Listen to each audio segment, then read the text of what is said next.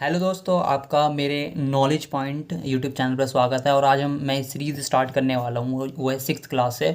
और मैं इसको ट्वेल्थ क्लास तक पूरी अच्छे से आपको कवर करके बताऊँगा। और इसमें हम बेसिकली एक डिटेल्ड में और इसको अच्छे से पढ़ेंगे कि पॉइंट वाइज के कैसे समझें पूरा चैप्टर, जो आपका एक या आधे पेज में कवर कर लें। तो इसको हम सिक्स चैप्टर से, सिक्स क्लास की बुक है एनसीईआरटीज़, उसमें हम हिस्ट्री से स्टार्ट करेंगे। उसमें पॉलिटिकल साइंस सब आपको पढ़ाया जाएगा। और इसमें सबसे पहले जो हम बात करेंगे वो हम चैप्टर वन से स्टार्ट करते हैं, सिक्स क्लास का। हिंदी मीडियम में, आप इंग्लिश मीडियम में अगर आप चाहते हैं कि तो मैं इंग्लिश में भी बना दूंगा। सबसे पहले हम बात करेंगे यहाँ पे कि इतिहास के बारे में। ये चैप्टर जो है इंट्रोडक्टरी चैप्टर है, आपको दिखा दूँ मैं यहाँ पे। ये चैप्टर का सीक्वेंस दे रखा है। अगर आपको बात करें तो तीन बुकें हैं यहाँ पे हिस्ट्री के अंदर। मैं आपको एक बार डिवीज़न करके बता देता हूँ। जो हिस्ट्री की जो सिक्स क्लास की बुक है वो आपकी क्या है, प्राचीन इतिहास के बारे में। प्राचीन इतिहास, प्राचीन इतिहास, इतिहास। और जो सेवन्थ क्लास में आपको वो मध्यकालीन इतिहास पढ़ा रखा है, मध्यकालीन इतिहास। और एट्थ क्लास में आपको क्या पढ़ा रखा है, आपको आधुनिक इतिहास के बारे में पढ़ा रखा है, आधुनिक इतिहास। यानी कि आपको तीन बुकों के अंदर हिस्ट्री को काफ़ी समराइज़ कर रखा है एनसीईआरटीज़ के अंदर। तो अगर आप भी एक स्टार्टिंग में आप स्टार्ट कर रहे हैं सिक्स क्लास के, आप अगर बच्चे हैं या फिर आप और किसी परीक्षा के लिए तैयार कर रहे हैं, तो आपको बिल्कुल डिटेल्ड स्टडी में मैं आपको बता दूंगा। तो ये जो सिक्स क्लास की बुक है ये बेसिकली एक सिक्स क्लास की बुक है, बेसिकली ये प्राचीन इतिहास है। और प्राचीन इतिहास में हम यहाँ पे बात करेंगे कैसे कि पहले स्टार्टिंग से बात करेंगे कि इतिहास होता क्या है, फिर उसके बाद स्रोत की बात करेंगे।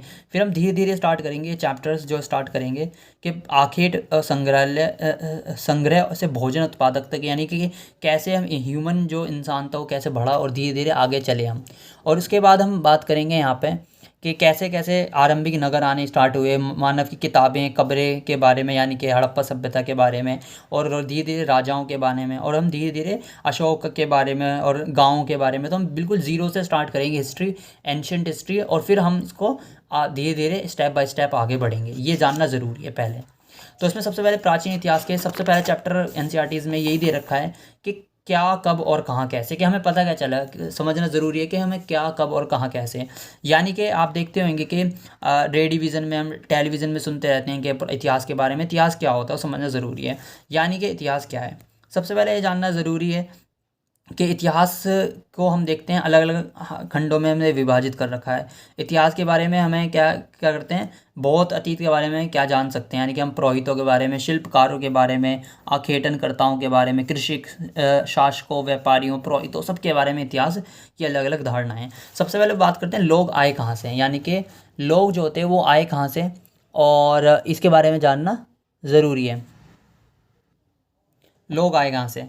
तो हम बात करते हैं यहाँ पे स्टार्टिंग की। अगर हम बात करें तो हमने क्या करे थे, हम पहले संग्राहक थे। संग्राहक का मतलब क्या होता है दोस्तों, संग्राहक है इकट्ठा करने वाले। स्टार्टिंग में जो मनुष्य था, मनुष्य इकट्ठा करता था, चीज़ों को इकट्ठा करता था और पेड़ों की सहायता से वो अपने जीवन को चलाते थे। फिर हम धीरे धीरे हम देखे जड़ों, फलों और जंगलों पर हम निर्भर थे स्टार्टिंग के अंदर।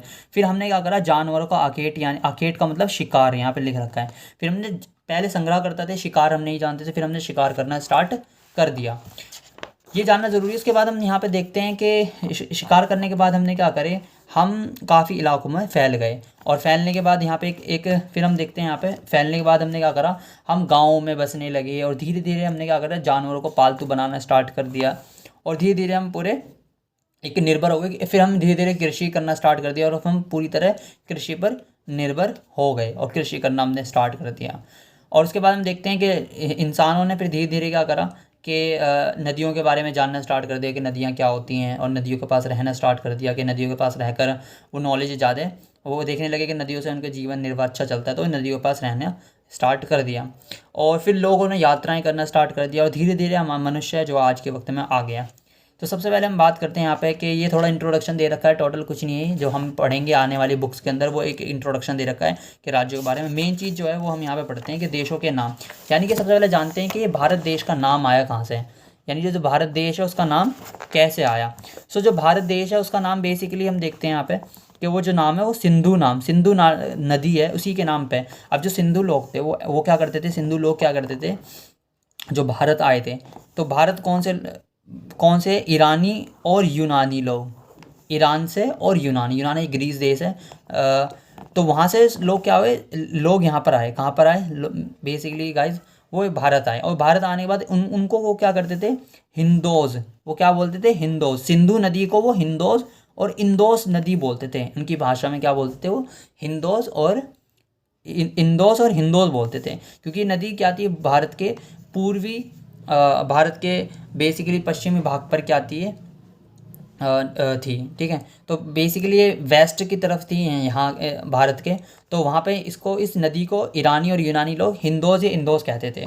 और इससे उन्होंने क्या हुआ, यहीं से जो नाम आया, तो यहाँ के रहने वाले लोगों को, फिर भारत का नाम यहीं से आता है, फिर यहाँ के रहने वाले लोगों को बाद में संस्कृत में, ऋग्वेद में क्या करना जाता है, हिंदू नाम आना स्टार्ट हो गया। तो ये बेसिकली पूरा हम देखा कि इंडिया जो है बेसिकली कहाँ से आया, तो इंडस रिवर जो होती है, यानी कि इंडस रिवर, वहीं एक सिंधु नाम से ही हमारे भारत का नाम आया है। अतीत के बारे में हम जानते हैं कि अतीत के बारे में हम कैसे जानते हैं, पता कहाँ चलता है कि भाई अतीत है, इतनी सारी चीज़ें है, उसका नॉलेज हमें कहाँ से मिलती है। तो हमारे जो हिस्टोरियंस होते हैं, हिस्टोरियंस कौन होते हैं, जो अतीत को पढ़ते हैं, जो अतीत को समझते हैं। तो हिस्टोरियंस ने क्या कहा, बेसिकली उन्होंने कुछ चीज़ें दी हैं हमें, जिससे कि हम क्या कर सकते हैं, जान सकते हैं। तो पहली जो चीज़ आती है, पॉइंट हम जान सकते हैं, वो है पांडुलिपि, पांडुलिपि। और दूसरी जो चीज़ है गाइज, दूसरी चीज़ है हमारे अभिलेख।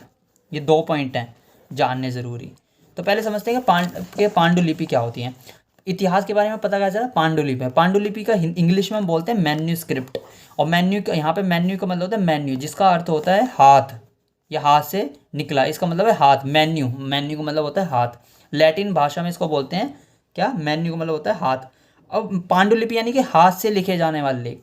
जो भी आप लेख हाथ से लिख रहे हैं वो सारे पांडुलिपि हैं। जैसे एक एग्जांपल दे रखा है पांडुलिपि का, तो ये पांडुलिपि, इसमें ये क्या करा गया है, हाथ से लिखे जाने वाले, जो भी हाथ से लिखा जा रहा है, जो भी आप किसी पे हाथ से लिख रहे हैं लेख, उसको ज़्यादातर ये पांडुलिपियाँ ताड़ पत्रों पे, यानी कि हिमालय क्षेत्र में उगने वाले एक भुर्ज नामक पेड़ की छाल पर क्या करते थे, वो उस पर लिखे जाते थे। तो इसलिए इसको क्या बोला जाता था, इसलिए इसको पांडुलिपि कहा। तो पहला स्रोत हमें ये पता चला, सबसे पहला स्रोत ये कि हमें इतिहास के बारे में पांडुलिपि से ज्ञान होगा। दूसरा जो स्रोत है वो है हमारा अभिलेख। अभिलेखों के बारे में, अब अभिलेखों के बारे में भी काफ़ी इंपॉर्टेंट है। अभिलेख होता क्या है, सबसे पहले समझते हैं अभिलेख। अभिलेख का मतलब होता है कठोर सतह पर लिखे जाने वाले लेख। यानी किसी भी कठोर सतह पर, आप कठोर सतह, कोई भी कठोर सतह है उस पर आप अगर लेख लिख रहे हैं, वो क्या कहलाएगा, हमारा वो अभिलेख कहलाएगा। अब कठोर सतहें कौन सी होती हैं, वो पत्थर हो सकता है आपका, या फिर आपका मान लें आप सोना होगा, लोहा हो गया, उस पर लिख रहे हैं जो भी लेख, वो अभिलेख की कैटेगरी के अंदर आता है, ठीक है। तो पांडुलिपि का मतलब होता है हाथ से लिखे जाने वाले लेख। और कठोर सतह पर आप उत्कीर्ण लेख को हम क्या बोलते हैं, अभिलेख बोलते हैं। जिससे कि ये कई बार क्या होता था, इसे लिखते क्यों थे, क्योंकि पहले क्या, राजा अपने आदेश यानी लोगों को बताने के लिए, क्योंकि बार कोई चीज़ ऐसी राजा ने बनाई कि वो लोगों को बताना चाहते हैं, तो इसलिए क्या करते थे राजा जनरली, उस लेखों को क्या करते थे, अभिलेखों को लिखवाते थे, यानी कि उत्कीर्ण कठोर सतह पर उन लेखों को लिखवाते थे। उसके बाद हम यहाँ पे देखते हैं कि हमें बहुत सारे अभिलेख मिलते हैं, जिसमें बहुत सारे में रानियों ने और स्त्रियों पुरुषों ने, सब ने लेखों को लिखवाए हैं। तो 2 स्रोत हमें पता चल गए। पहला स्रोत हमें पता चला पांडुलिपि, और दूसरा पता चला हमें अभिलेख। ये हमें इतिहास इनसे ही होता है, हमारा सारा आता है। इसके अलावा कुछ तीसरे पॉइंट के हम बात हैं, इसके अलावा कुछ और भी चीज़ें इतिहास में प्रयोग लाई जाती हैं। जैसे हम देखते हैं पुरातात्विक जो होते हैं, पुरातात्विक यानी कि आर्कियोलॉजिस्ट, इसको बोलते हैं आर्कियोलॉजिस्ट। जो पुरातात्विक होते हैं, पुरातात्विक क्या करते हैं बेसिकली, पुरातात्विक होते हैं जो पुरानी चीज़ों को, जैसे कि पुराने बचे हुए वस्तुओं को, उनको अध्ययन करते हैं। ऐसी वस्तुओं का अध्ययन करते हैं जो पुरानी होती हैं, जैसे ईंट, इमारतें, अवशेष, कोई बचा हुआ किसी का। अवशेष का मतलब होता है इमारत में जो भी टूट के जो भी अब कुछ बचा हुआ वो अवशेष कहलाएगा। इसी तरह मूर्तियाँ, औजार हो गए, इन सबको, आभूषण हो गए, इन सबको क्या करते हैं, वो अंडरस्टैंड करते हैं, समझते हैं। तो इसके अलावा हमें देखते हैं पुरातात्विक भी काफ़ी इंपॉर्टेंट होते हैं। आर्कियोलॉजिस्ट क्या करते हैं, तो 2-3 पॉइंट हमने यहाँ बेसिकली इंपॉर्टेंट है। इतिहास, कभी भी क्वेश्चन इस टाइप के क्वेश्चन आते हैं, जनरली यही क्वेश्चन आते हैं, क्या नाम है कि इतिहास के बारे में कहाँ से नॉलेज मिलती है, या फिर स्रोत क्या है। तो स्रोत है पांडुलिपि, अभिलेख, या फिर पुरातात्विक द्वारा जो पत्थर होते हैं, ईंटें होती हैं, पुराने चित्र होते हैं, मूर्तियाँ होती हैं, आभूषण होते हैं, औजार होते हैं, इसके अलावा ये सारे हमारे हेल्प करते हैं। तो 3 पॉइंट्स इसमें मेजरली बात करी गई है। अब इसके बाद हम यहाँ पे देखते हैं कि कि यहाँ पे हम देखते हैं कि जो बहुत सारे हमें सिक्के भी, जब हमने खुदाई करी, जब आर्कियोलॉजिस्ट खुदाई करते हैं तो उन्हें क्या मिलते हैं, सिक्के भी प्राप्त होते हैं। और सिक्के के साथ साथ हमें क्या करते हैं, अनेक तरह के, जैसे आप देख रहे हैं ये सब पुरातात्विक द्वारा खोजे गए हैं। और ये पूरे पूरे मटके कई बार ऐसे नहीं मिलते, इनको क्या, ये कई बहुत अनेक पार्टों में ये डिवाइड होते हैं, मतलब टूटे होते हैं। तो उनको करते क्या है, इनको बेसिकली जोड़ते हैं, मतलब कि कुछ भी इनके पास कुछ एक तरह की ग्लू होता है, कुछ भी, उसको क्या करते हैं आपस में अलग अलग जगह पे जोड़ते हैं और उनको एक साथ मिलाकर इनको इतिहास को समझते हैं कि ये कैसे बनाया गया है। तो बहुत सारे हमें पकी मिट्टी के मिल रहे हैं, धातु से बने भी कुछ मिलते हैं, कठोर मिलते हैं, कुछ नष्ट हो जाते हैं, कुछ बच जाते हैं। तो ये हमें काफ़ी इंपॉर्टेंट होते हैं। तो पुरातात्विक होते कौन है, पुरातात्विक आर्कियोलॉजिस्ट होते हैं, बेसिकली कुछ नहीं होते। आर्कियोलॉजिस्ट यानी जो इन पुरानी चीज़ों को समझते हैं, पुरातात्विक कहलाते हैं। और दूसरे होते हैं इतिहासकार। इतिहासकार अलग होते हैं बच्चों। इतिहासकार वो होते हैं जो बेसिकली इतिहास को समझते हैं, यानी कि पुराने इतिहास को समझते हैं। आर्कियोलॉजिस्ट जो होते हैं यानी कि पुरातात्विक होते हैं। पुरातात्विक का काम ये नहीं होता कि वो इतिहास को समझे, वो इतिहास को समझते हैं, लेकिन उनका जो मेन फोकस होता है वो होता है जानवरों, इनकी हड्डियाँ, पुरानी चीज़ों को ढूंढना, इतिहास को पुरानी तरीके से उनकी अवशेषों को समझना, टुकड़ों, जैसे कि यदि दाने मिलने हैं पुराने तो उनको समझना, तो उनका काम अलग होता है। लेकिन इतिहासकार जो होते हैं, इतिहासकार अलग सीन होता है। इतिहासकार का ये होता है कि इतिहासकार प्रायः क्या करते हैं, स्रोत शब्द का प्रयोग करते हैं। तो इतिहासकार पुराने इतिहास की जानकारी समझते हैं। अब इसमें एक वर्ड और इम्पोर्टेंट आता है, वो आता है स्रोत। यानी कि स्रोत का मतलब होता है सोर्स, कि आपने इतिहास तो लिख लिया, इतिहासकार इतिहास तो बता देगा, वो बता देंगे इतिहासकार कि हमने ये इतिहास है। लेकिन उससे ये भी पूछा जाएगा कि इतिहास का आपने सोर्स, यानी कि आपने कहाँ से समझा, इसका सोर्स क्या है। यानी कि मैं फॉर एग्जाम्पल मैं बोलूँ भाई मैं एक गिलास पानी ले आओ, ठीक है, या फिर मैं पानी ले आया एक मटका भर का, तो आपसे ये भी पूछा जाएगा, आपसे कि आप पानी लाए कहाँ से, सोर्स का, आप किसी नल से लाए हैं या किसी नदी से लाए हैं, इसका भी ज़रूरी है। तो इतिहासकार क्या करते हैं, एक शब्द होता है स्रोत, जो सोर्स होता है उसका उपयोग करते हैं। स्रोत हमारे अलग अलग हो सकते हैं जो इतिहासकार बताते हैं, और इसी से पुनर्निर्माण करके एक साहित्य, इतिहासकार और पुरातात्विक क्या करते हैं, एक तरह के जासूस होते हैं जो मिलकर सुरागों की खोजबीन करके आज हमारे सामने इतिहास को क्या करते हैं, सामने लाते हैं। अब हम बात करते हैं अतीत क्या है, एक है या अनेक है, क्वेश्चन मार्क लगा रखा है यहाँ पे। यानी कि अतीत का शब्द का मतलब होता है अतीत, यानी कि जो बहुवचन में लिया गया है। यहाँ पे आपने देखा होगा कि यहाँ पे अतीत, यहाँ पे बुक के अंदर भी आपने देखा होगा, यहाँ पे हमारे अतीत लिख रखा है। अतीत का मतलब होता है सबके, हमारे, यहाँ पे लिख रखा है हमारे अतीत, हमारा अतीत नहीं, हमारे अतीत यहाँ पे लिखा गया है। यानी कि प्लूरल में लिया गया, यानी कि दिखाया गया है कि अतीत एक है या बहुत सारे हैं। तो कहने का मतलब यहाँ पे कि अतीत क्या है, सबके अलग अलग है। अतीत किसी के लिए कुछ और है तो किसी के लिए कुछ और है। यहाँ पे देखें, पशुपालकों का अतीत अलग है, कृषकों का अतीत अलग है, रानियों का अतीत अलग है, व्यापारियों का अलग है, शिल्पकारों का अलग है। तो इन सब के अतीत अलग अलग है, विपरीत हैं, और ये सब मिलकर एक इतिहास का निर्माण करते हैं जो आज हम पढ़ते हैं। तो इतिहास अनेक भी हैं और एक भी है। इसके अतिरिक्त एक और चीज़ हम यहाँ पे जानना ज़रूरी है कि इसके अतिरिक्त एक अन्य तरह का भेद है। उस समय शासक अपनी विजयों का लेखा जोखा रखता था, यही कारण हम उनके द्वारा बारे में जानते हैं। लेकिन हम देखते हैं बहुत सारी चीज़ें जो हैं, आज हम जो इतिहास पढ़ते हैं वो मेरे अकॉर्डिंग, मेरे पर्सनल व्यू में 70 to 60% तक हम ज़्यादातर इतिहास, 80% हम देख सकते हैं, जो 80% इतिहास जो पढ़ते हैं वो राजा महाराजाओं वाला इतिहास पढ़ते हैं। यानी कि राजा ने क्या कहा, राजा के द्वारा क्या कही गई बात है, अब राजा ने जो लिखवाया। लेकिन कभी हम ये सोचते नहीं कि मछुआरों का इतिहास क्या था, उस समय जैसे अशोका के समय पर मछुआरों के जीवन दिनचर्या कैसे होती थी, संग्राहक कैसे होते थे, कृषि कैसे होती थी, पशुपालन कैसे होता था। आम आदमी के बारे में कभी हम इतिहास नहीं समझ पाते हैं उनका, क्योंकि जो आम आदमी थे वो आज भी हम देखते हैं, जो आज हम हिस्ट्री जो पढ़ते हैं, आज जैसे आज के वक्त में हम करंटली जो भी कुछ पढ़ते इतिहास में पता है वो हमें बड़े बड़े लोगों के बारे में पता है। हमें पता है कि इलोन मस्क क्या कर रहा है, और बड़े बड़े इतिहास, मतलब लोगों के बारे में नॉलेज होती है। लेकिन जो आम लोग थे, शिकारी, मछुआरे, संग्राहक, छोटे छोटे लोग थे, इनके बारे में इतिहास कैसे लिखा है, क्योंकि ये तो इतने तो केपेबल थे नहीं कि ये अपने खुद से कुछ लिखेंगे, या फिर इतना ये तो इनकी आम जीवन था, तो इनका लेखा जोखा हमें नहीं मिलता। ये भी एक तरह के हम देखते हैं, एक बहुत बड़ा एक दुख है हमें इतिहास में कि इन आम लोगों के बारे में हमें नहीं मिलता है। अब हम बात करेंगे यहाँ, सो गाइज अब हम बात करेंगे तिथियों के बारे में। अब तिथियाँ यानी कि डेट्स, अब जब जब हम कभी भी इतिहास पढ़ते हैं तो इतिहास की जो डेट्स होती हैं वो समझना ज़रूरी है, क्योंकि पूरी हिस्ट्री इसी पर निर्भर होती है। आप जब पढ़ेंगे तो डेट्स आएंगे, डेट समझना ज़रूरी है कि क्या होता है। डेट्स को के बारे में एक थोड़ी सी मैं टाइम लेऊँगा आपका, कि इतिहास जब हमारा स्टार्ट हुआ तो धीरे धीरे इतिहासकारों ने ये समझने की कोशिश करी कि हम इतिहास को डेट कब से स्टार्ट करें, क्योंकि इतिहास तो बहुत पहले से स्टार्ट है, तो हमें ज़ीरो पॉइंट तो पता नहीं है ना, ज़ीरो पॉइंट कब से स्टार्ट हुआ और उस समय की डेट भी नहीं पता, और पीछे जैसे हम चले जाते रहेंगे इतिहास बढ़ता चला जाएगा। लेकिन तो ये तिथियों के बारे में जानना ज़रूरी है। अब ईसाई धर्म के अनुसार क्या होता है, ईसा मसीह जो हम देखते हैं, ईसा मसीह इनके लिए मुख्य हैं। तो सब इतिहास पूरी दुनिया के लोगों ने और बड़े बड़े लोगों ने मिलकर ये निर्धारण करा कि हमें इतिहास को ईसा मसीह जब पैदा हुए, यानी कि ईसा मसीह का जब जन्म हुआ, तो हम क्या करेंगे, वहीं से हम इसको नापना स्टार्ट करेंगे, इतिहास मतलब जब से हम डेट को स्टार्ट करेंगे। और डेट यानी कि ईसा मसीह मान लेते हैं 0 पे ईसा मसीह का जन्म होता है, ठीक है। तो इसके आने वाले जो साल होएगा, इससे आने वाला साल जितने भी टाइम होएगा ईसा मसीह के आने के बाद जो भी चलेगा, ये 1 2 3 ऐसे, फिर हमारी 10,000 साल हो जाएंगे, फिर मतलब बढ़ता चला जाएगा। तो हम इसको बोलेंगे, इसको क्या बोलेंगे, AD बोलेंगे। AD यानी कि एनो डोमिनी।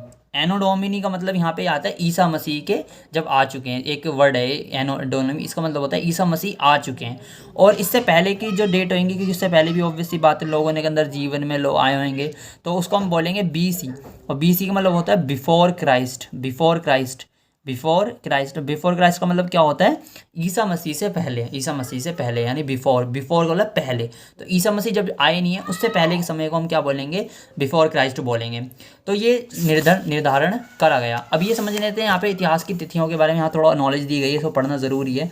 तो यहाँ पे दिया गया है AD, मैंने बताया जैसे AD यानी कि एनो डोमिनी, इसको एनो डोमिनी लिखा जाता है, एनो डोमिनी। लैटिन शब्द है, इसका मतलब होता है ईसा मसीह के जन्म वर्ष में, यानी ईसा मसीह जन्म हो चुका उसके बाद के पीरियड में। आज हम डेट लिखेंगे, तो आज डेट कैसे लिखेंगे, आज हम डेट लिखेंगे, आज है 2022, तो जो 2022 है वो AD है, यानी कि ईसा मसीह के अंदर है डेट ये, यानी ईसा मसीह के एनो डोमिनी, ईसा जन्म के वर्ष में है, जन्म हो चुका उनके वर्ष के अंदर चल रहा है बेसिकली।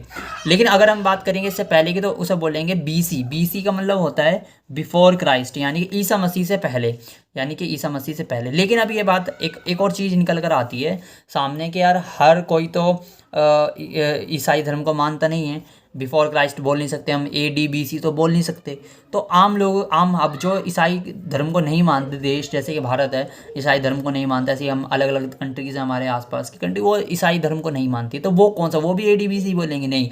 तो हमने बाकी पूरे वर्ल्ड के लिए हमने एक और एरा निकाला जिसका नाम दिया गया कॉमन एरा, अलग से। ये हम चाहे ये भी यूज़ कर सकते हैं, लेकिन जो इस क्रिश्चियन यूरोपियन जो कंट्रीज़ थी वो ज़्यादा ईसाई धर्म को मानती है, बट हम देखते हैं जो हमारी कंट्रीज़ हैं वो नहीं मानती हैं। तो जो और बाकी वर्ल्ड है वो बोलता है common era, common era, common era. अब कॉमन एरा का मतलब कि एक समान दौर है, कॉमन है सबके लिए, सब साधारण है सबके लिए। कॉमन वाला होता है आम, जो सभी के लिए है। तो कॉमन एरा का मतलब होता है, कॉमन एरा यानी AD, मैंने लिख रखा है यहाँ पे AD यानी कॉमन एरा सबके लिए। और BC मतलब बिफोर क्राइस्ट, यानी कि ईसा मसीह से पूर्व, ईसा पूर्व बोलते हैं हम, ईसा मसीह से पूर्व, तो ईसा पूर्व। और ईसवी यानी ईसवी, ईसा पूर्व। तो कॉमन एरा इसे लिख दिया हमने, इसको BCE यानी BCE यानी कि बिफोर कॉमन एरा, CE यानी कि कॉमन एरा, ठीक है, और BCE यानी कॉमन एरा से पहले का, ठीक है। तो बिफोर, अगर हम BC बोलेंगे बिफोर क्राइस्ट, और इसको हम BC, जो यूरोपियन वर्ल्ड होएगा वो बेसिकली बोलेगा BC, और जो हमारा बाकी दुनिया होती है वो BCE का यूज़ करते हैं, यानी कि बिफोर कॉमन एरा, और हम बोलते हैं CE यानी कि कॉमन एरा।